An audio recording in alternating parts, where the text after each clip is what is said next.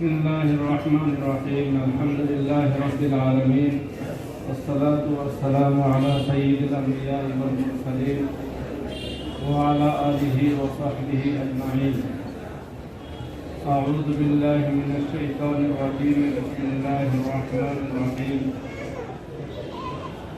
واعبدوا الله ولا تشركوا به شيئا وبالوالدين إحسانا وبذي القربى واليتامى والمساكين والجار ذي القربى والجار الجنب والصاحب بالجنب وابن السبيل وما ملكت أيمانكم إن الله لا يحب من كان مختالا فخورا.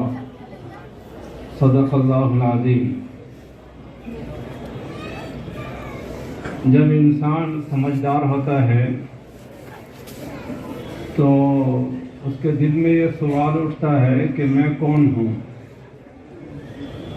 مجھے کس نے پیدا کیا اور کیوں پیدا کیا، اور میرا انجام کیا ہے، مجھے کہاں جانا ہے.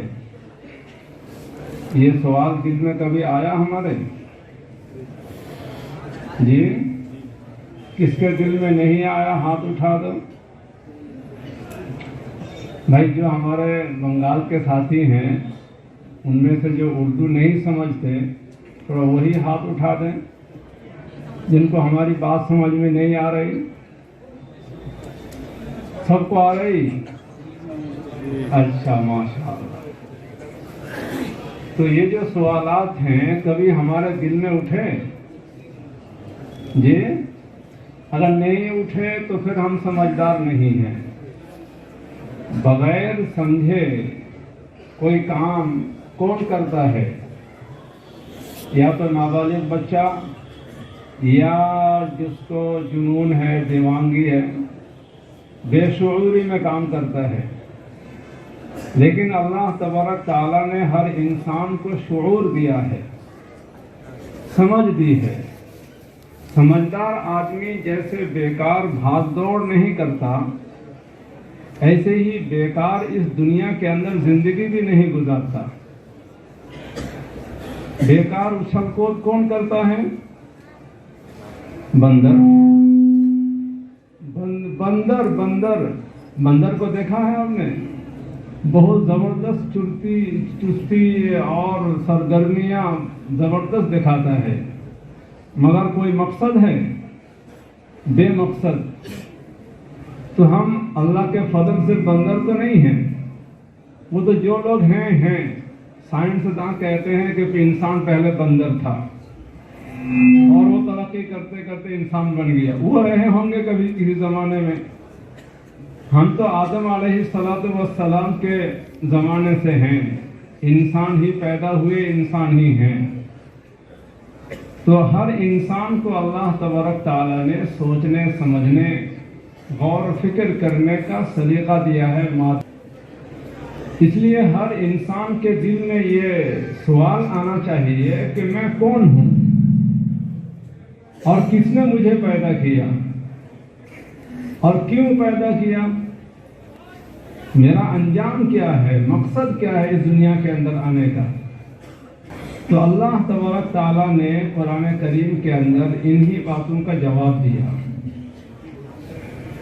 کہیں پر فرمایا کہ ہم نے جنات اور انسان کو صرف اس لیے پیدا کیا تاکہ وہ میری عبادت کرے.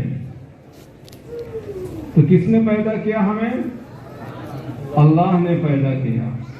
کیوں پیدا کیا؟ کیوں پیدا کیا؟ عبادت کے لیے. عبادت کے لیے. اور کہاں جانا ہے ہمیں؟ کہاں جانا ہے؟ اپنے گھر. وَأَمَّا مَنْ خَافَ مَقَامَ رَبِّهِ وَنَهَى النَّفْسَ عَنِ الْهَوَىٰ فَإِنَّ الْجَنَّةَ هِيَ الْمَأْوَىٰ. ہمارا انجام اور آخری گھر کیا ہے؟ جنت ہے، مگر اس کے لیے شرط ہے. وَأَمَّا مَنْ خَافَ مَقَامَ رَبِّهِ، اپنے پروردگار کے سامنے ہمیں کھڑا ہونا ہے. قیامت کے میدان میں اپنے عمل کا حساب دینا ہے، تو اس دن سے جو آدمی ڈرے، آخرت کے دن کا احساس، اس کا ڈر اور خوف اس دنیا کے اندر رہے، وَنَهَى النَّفْسَ عَنِ الْهَوَىٰ، اور اپنے کو خواہشات سے روکے، تو اس کے لیے جنت ٹھکانہ ہے۔ تو ہمارا پیدا کرنے والا خالق کون ہوا؟ کون؟ اللہ۔ اور کیوں پیدا کیا؟ عبادت کے لیے۔ اور انجام کیا ہے؟ کہاں جانا ہے؟ ہماری زندگی کی انتہا کیا ہے؟ ہماری زندگی کا کیا ہو رہا ہے بھائی؟ تو آخری انجام ہمارا جنت ہے۔ تو کیسے ہم اس دنیا کے اندر عبادت کریں اور مقصد پورا کریں تاکہ صحیح انجام پر پہنچے، اس کے لیے اللہ تبارک تعالیٰ نے تفصیل کے ساتھ اپنی کتاب کے اندر بیان کیا ہے، جن میں سے ایک آیت جو آپ کے سامنے ہم نے پڑھی، اللہ تبارک تعالیٰ کی عبادت، اس میں خود اللہ کے حقوق بھی آتے ہیں اور بندوں کے حقوق بھی آتے ہیں۔ اللہ کے حقوق بھی آتے ہیں اور بندے کے حقوق بھی آتے ہیں۔ کچھ کام ایسے کرنے ہیں جو ہمارے اوپر ضروری ہیں اللہ تبارک تعالیٰ کے بندے ہونے کے اعتبار سے، اور کچھ کام ضروری ہے ہمارے اوپر اپنے بھائیوں کے ساتھ رہنے کے اعتبار سے، اور دونوں عبادت ہے۔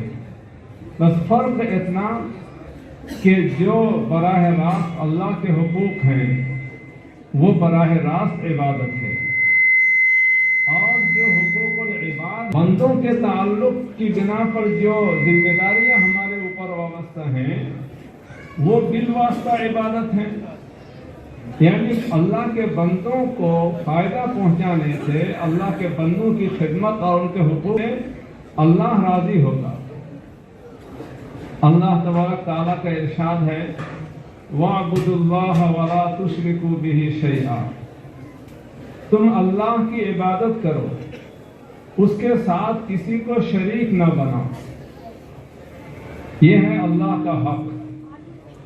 وَاعْبُدُوا اللَّهَ وَلَا تُشْرِكُوا بِهِ شَيْئًا، اللہ کی عبادت کرو، اس کے ساتھ کسی کو شریک نہ بناؤ۔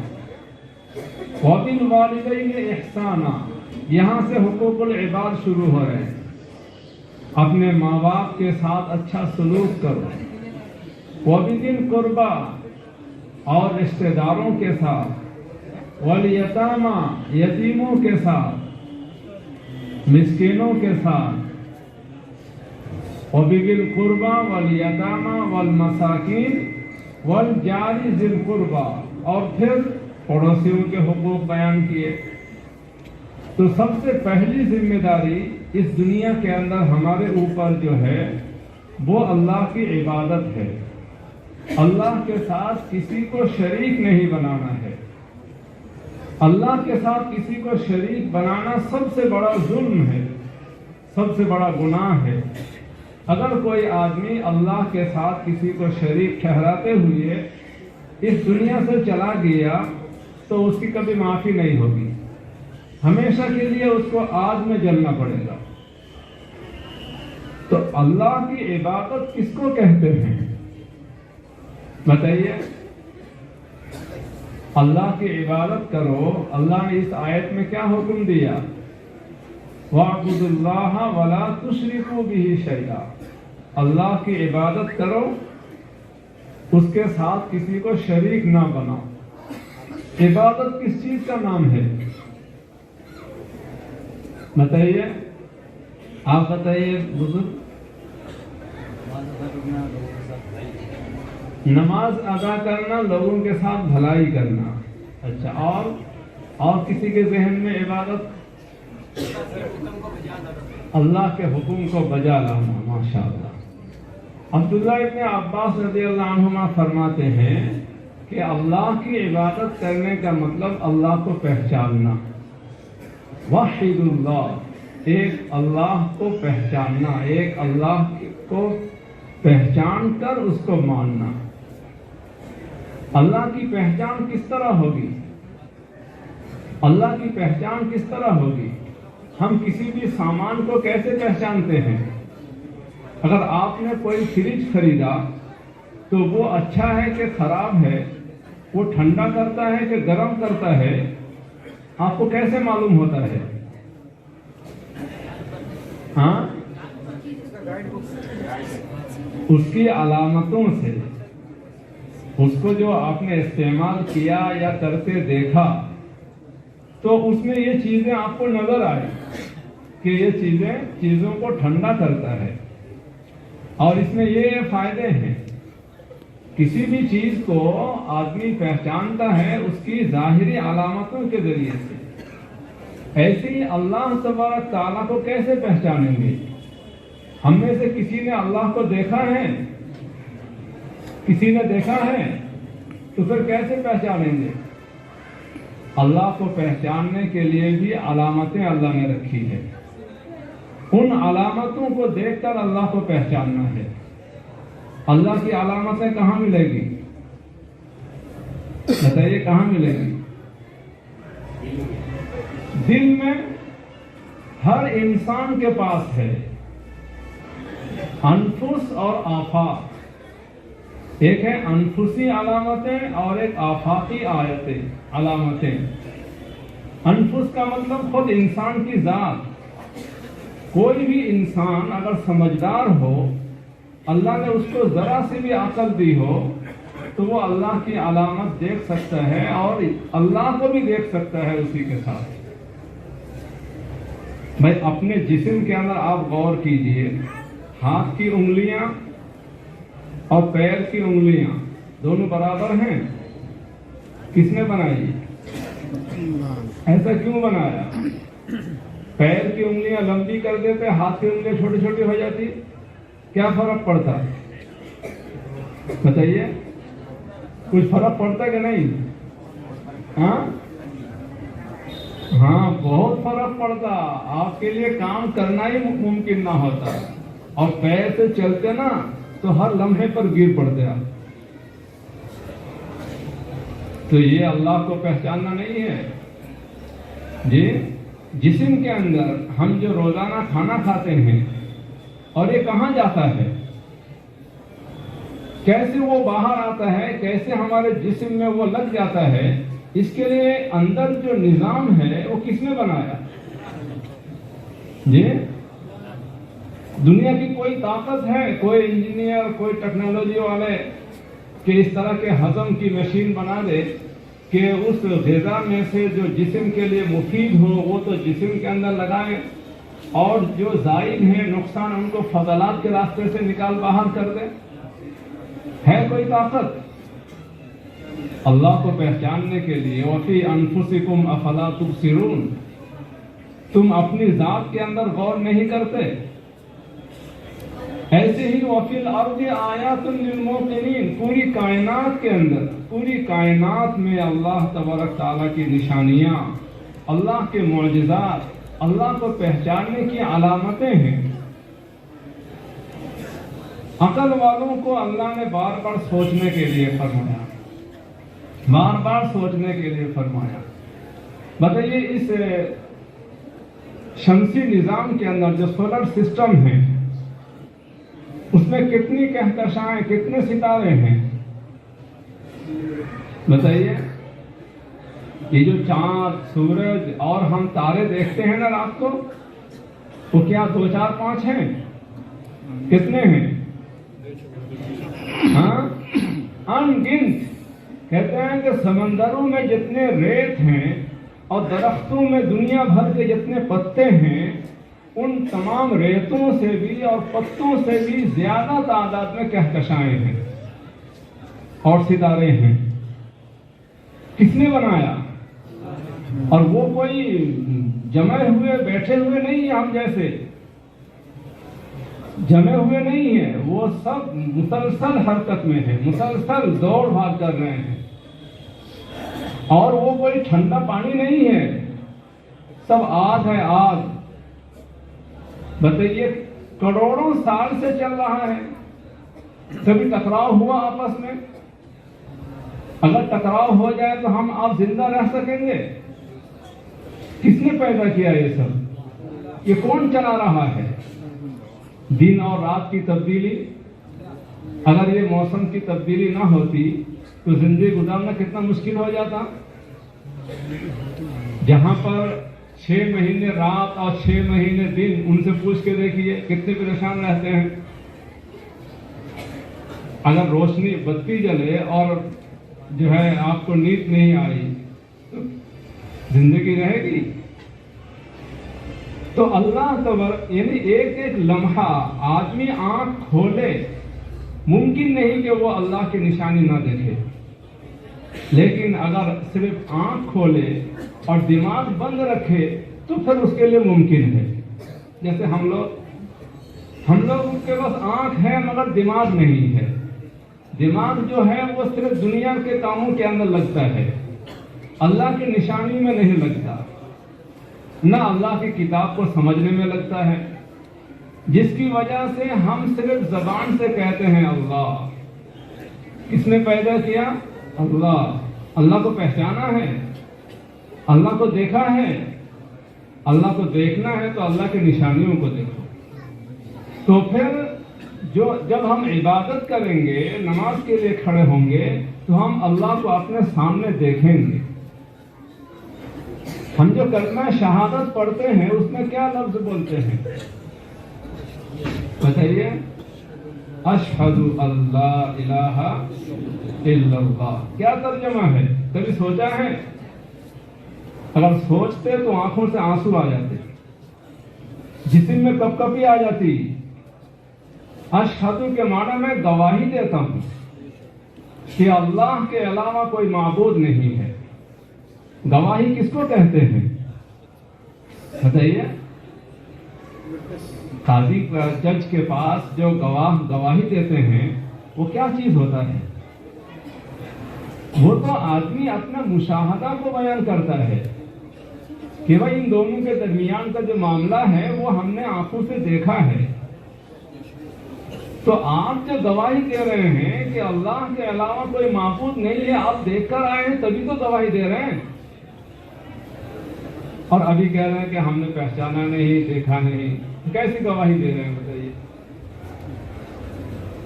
تو اس لیے یہ جو اللہ کی معرفت، اللہ کو پہچاننا، اللہ کی قدرت اور صفات کی دلیلوں کے ذریعے، علامتوں کے ذریعے، یہ ہے عبادت.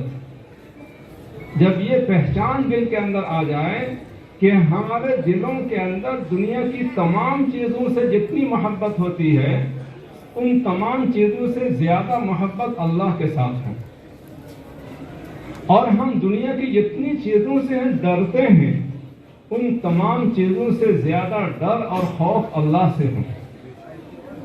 جیسے ہم اپنے محبوب لوگوں کو، رشتہ داروں کو یاد کر کر کے روتے ہیں، ایسے ہی اللہ کو یاد کر کے تنہائی میں ہم روئیں.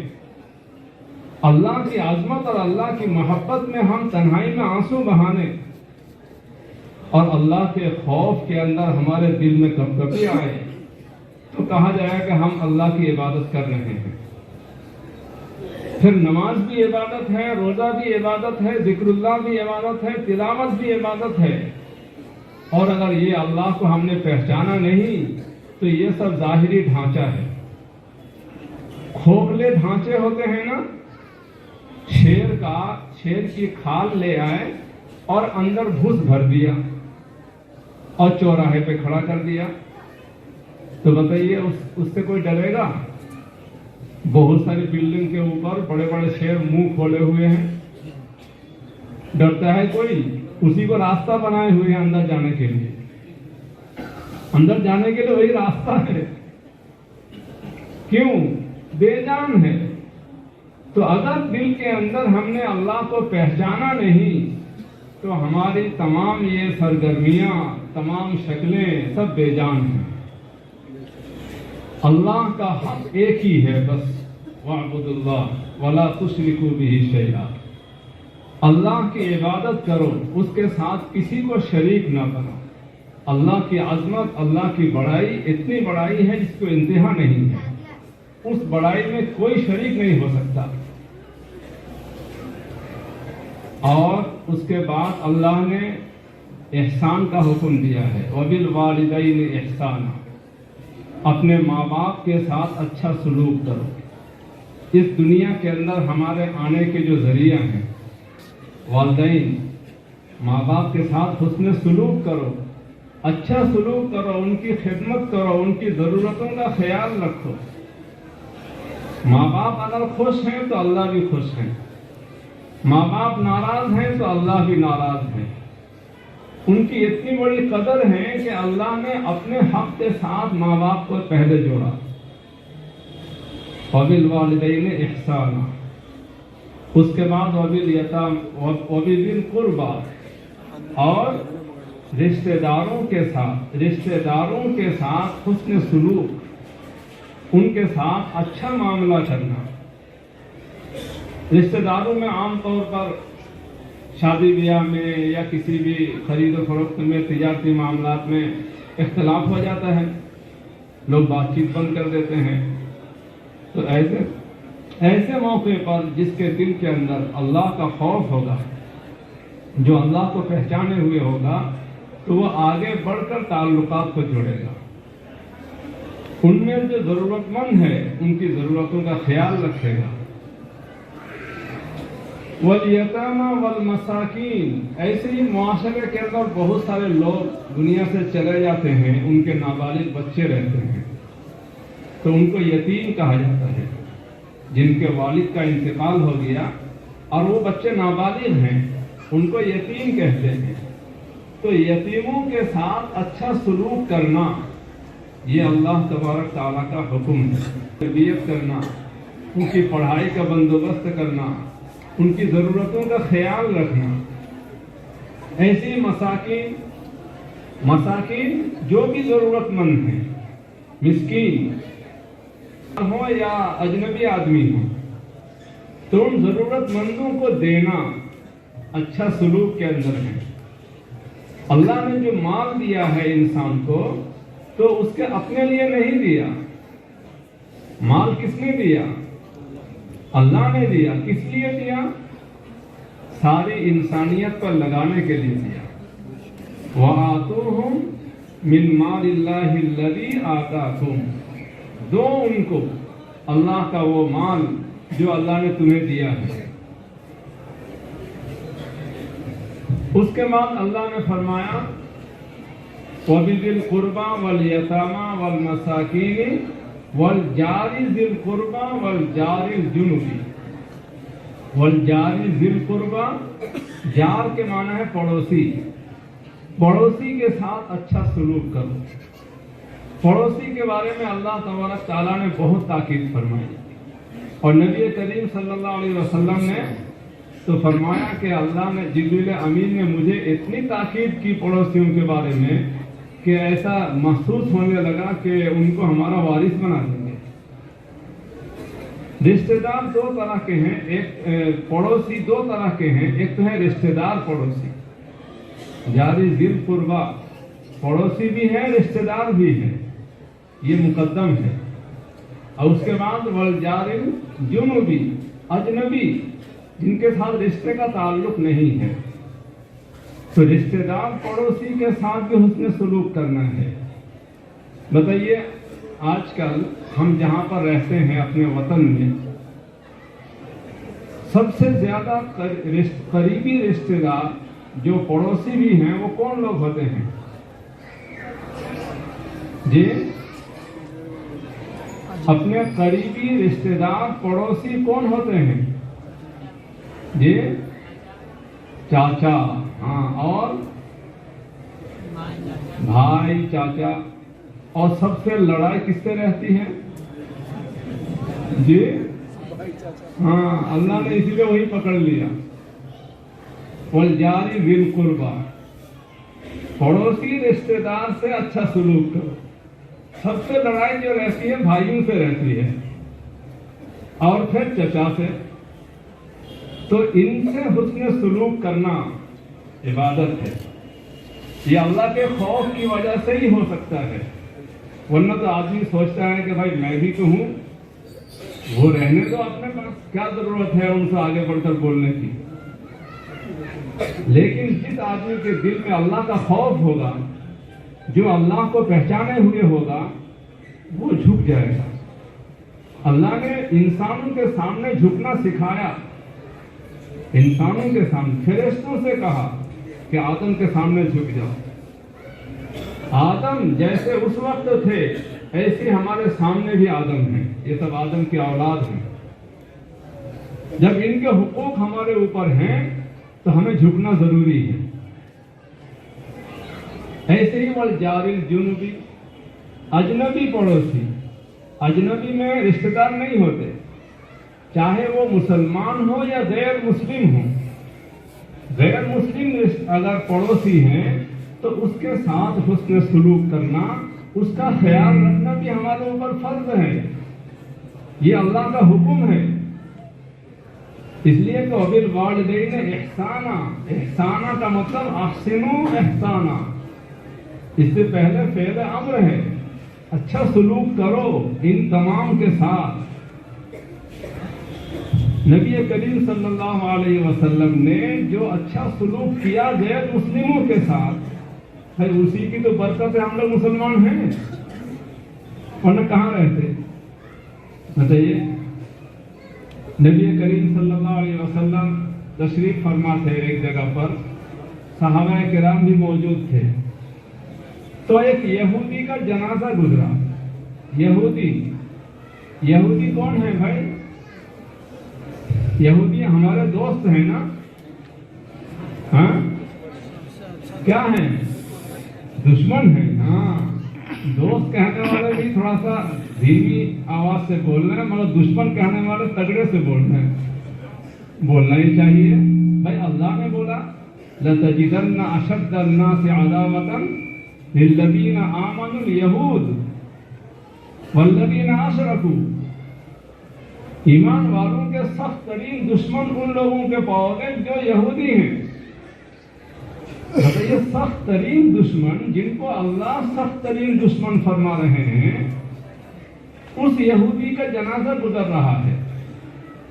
نبی کریم صلی اللہ علیہ وسلم کھڑے ہو گئے. جنازہ کس کا؟ اور کون کھڑے ہو رہے ہیں؟ صحابہ کرام کو حیرت ہوئی. فرمایا یا رسول اللہ، یہ تو یہودی کا جنازہ ہے. تو آپ نے فرمایا الیست نفسا، کیا وہ جان نہیں ہے؟ کیا وہ انسان نہیں ہے؟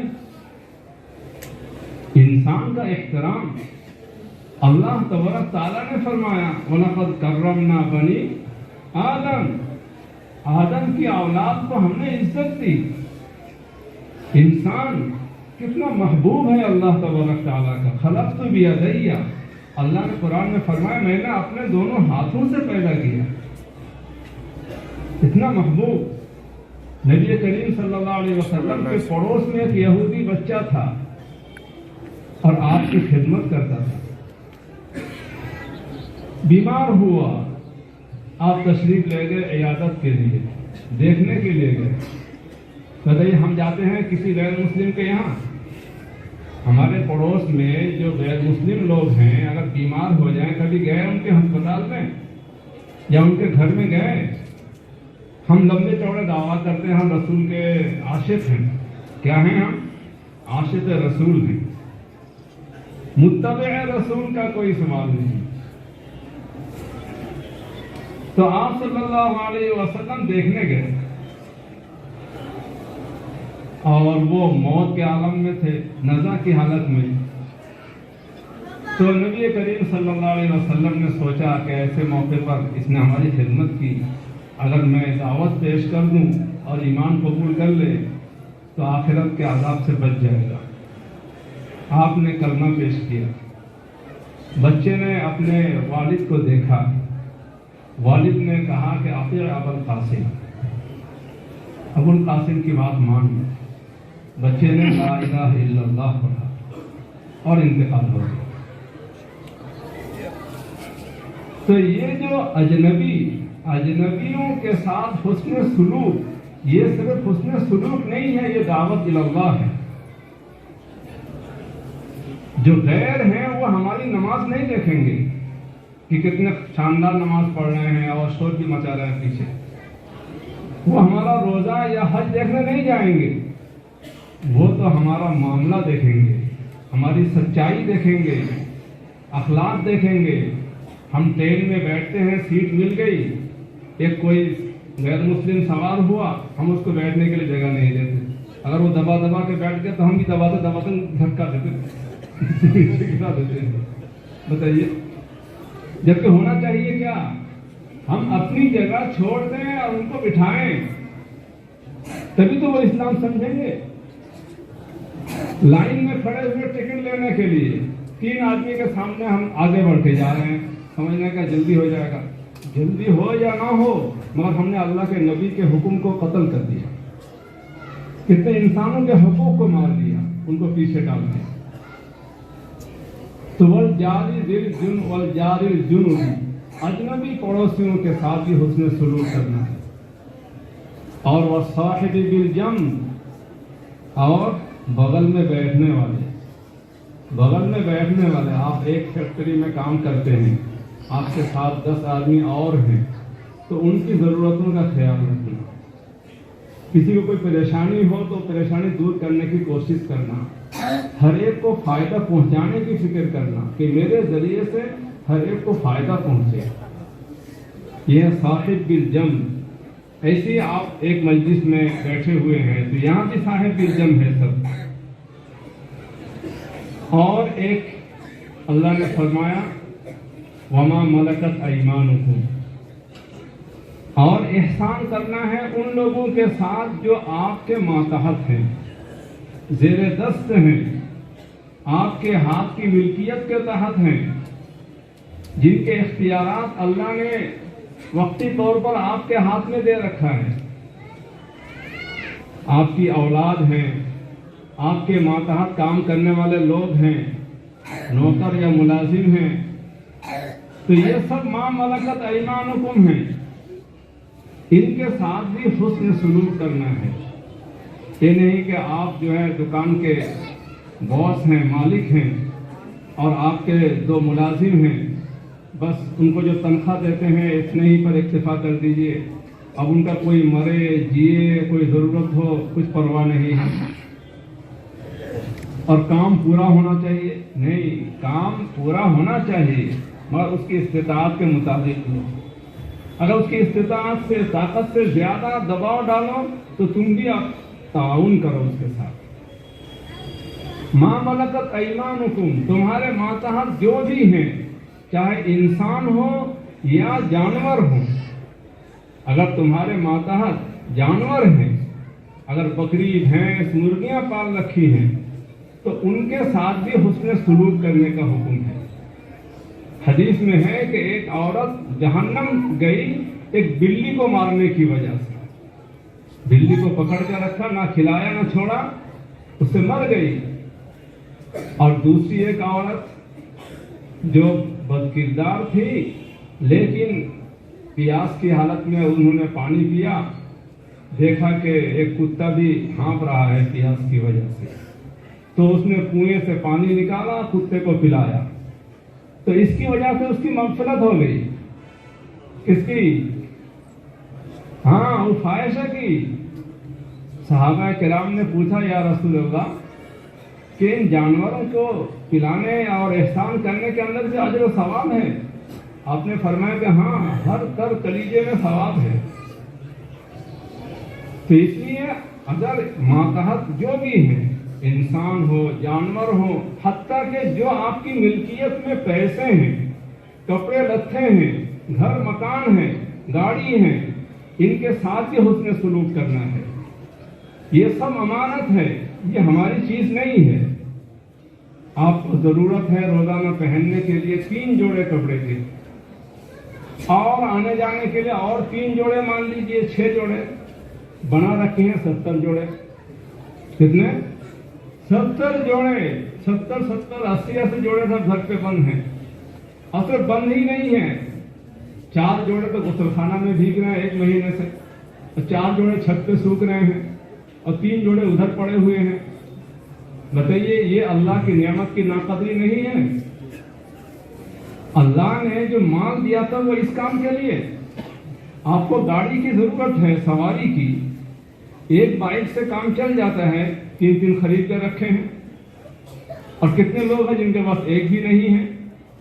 आपको रहने के लिए एक मकान चाहिए, बना रखे हैं 10 मकान। एक मकान इस्तेमाल कर रहे हैं, 2 किराए पर दे रखे हैं, 3 जो है वो जिन्नत और भूत का घर बना हुआ है। ना किसी अच्छे मसरफ में लगा रहे हैं, ना किसी दूसरे मसरफ में लगा रहे हैं। तो ये अल्लाह की दी हुई नेमतों में खयानत है। माँ मलकत ऐमानुकुम, जो भी तुम्हारी मिल्कियत में है, अल्लाह ने जो भी दिया है, पैसे हो, घर हो, मकान हो, जानवर हो, ये सब अमानत है। ये आपकी मिल्कियत में नहीं है, मजाजी मिल्कियत है आपकी। असल मालिक अल्लाह है और वो हिसाब लेगा इन सब का। तो इन तमाम जो हुकूक अल्लाह ने बयान किए हैं, इनको जो अदा करेगा वही असल आबिद है, अल्लाह को पहचानने वाला है, अल्लाह की इबादत करने वाला है। और जो सिर्फ मस्जिद में नमाज पढ़े और बाहर जाकर लोगों को धक्का दे, क्या भाई वो अल्लाह का बंदा है? वो शैतान का बंदा बन गया। यहाँ रोजा रख रहा है और घर में जाकर बीवी को परेशान कर रहा है, तो वो अल्लाह का बंदा है? वो भी शैतान का हो गया। अल्लाह के नबी सल्लल्लाहु अलैहि वसल्लम ने फरमाया, खैरुकुम लिअहलिही व अना खैरुकुम लिअहली। तुममें से बेहतर वो है जो अपने घर वालों के पास बेहतर है, और मैं तुममें ज्यादा बेहतर हूं अपने घर वालों के पास। हाँ, आशिरूहुन्ना बिल मारूफ, मातहत जो लोग रहते हैं उनमें बीवी भी है। आशिरूहुन्ना बिल मारूफ, औरतों के साथ अच्छी तरह रहन सहन करो।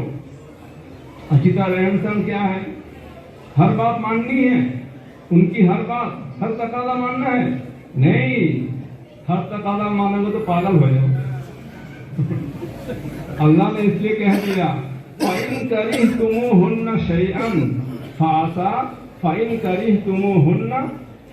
अन तकरहू शैअन व यजअलल्लाहु फीही खैरन कसीरा। भाई वो तो टेढ़ी है, टेढ़ी रहेगी, आप सीधी कभी नहीं कर सकते। ये फितरत है, अल्लाह का हुक्म है, अल्लाह की बनावट है। तुम्हें उनकी तरफ से नागवारी जरूर मिलेगी। फ़इन करिहतुमूहुन्ना, अगर तुम उनको नागवार, उनकी कोई बात नापसंद करो, तो मुमकिन है कि तुम किसी चीज को नापसंद कर रहे हो, मगर अल्लाह ताला इसी के अंदर खैर कसीर रख दिया हो। क्या रख दिया हो? जिसको अल्लाह खैर कसीर कहे, यानी बहुत बड़ी भलाई, कोई इंतहा है उस भलाई की?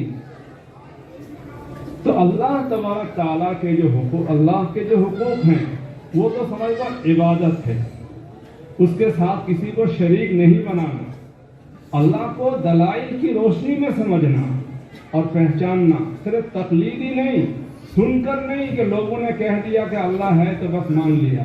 भाई वो तो मानना ही है, लेकिन दलीलों के जरिए से अल्लाह तबारक ताला ने कुरान में अपनी मुअजिज़ात और अपने जो है दलाइल बयान किए हैं, तो उनमें गौर करके जब हम पहचानेंगे तो फिर अल्लाह का मुशाहदा करेंगे। नमाज पढ़ते हुए भी और दुकान पे बैठे हुए भी, मस्जिद के अंदर भी, बाजारों के अंदर भी। और जब तक ये मुशाहदा, अल्लाह को देखने की कैफियत पैदा नहीं होगी, तब तक आप सही माना में अल्लाह के बंदगी करने वाले, अल्लाह का बंदा नहीं बन सकते। अल्लाह तबारक ताला हम सबको अमल की तौफीक अता फरमाए और अल्लाह के हुकूक और बंदों के हुकूक अदा करने की तौफीक अता फरमाए।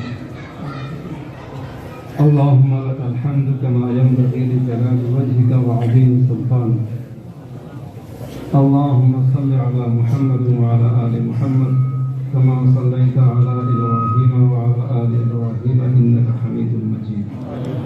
अल्लाहुम्मा बारिक अला मुहम्मद व अला आलि मुहम्मद كما باركت على إبراهيم وعلى آل إبراهيم إنك حميد مجيد. يا حي يا قيوم برحمتك نستغيث اللهم أصلح لنا شأننا كله ولا تكلنا إلى أنفسنا طرفة عين. اللهم إنا نسألك الهدى والتقى والعفاف والغنى. اللهم إنا نسألك الصحة والعفة والأمانة وحسن الخلق والرضا بالقدر. اللهم إنا نسألك علما نافعا وعملا متقبلا ورزقا واسعا حلالا طيبا وشفاء من كل داء. سبحان ربك رب العزة عما يصفون وسلام على المرسلين والحمد